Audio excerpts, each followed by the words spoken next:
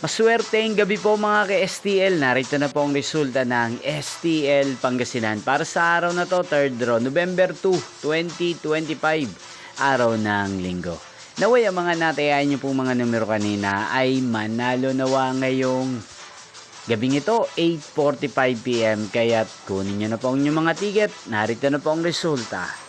Ang mga numerong nanalo sa STL Pangasinan ngayong gabing ito, November 2, 2025, 8:45 PM, 3rd draw. Result 22 at 37 in exact order.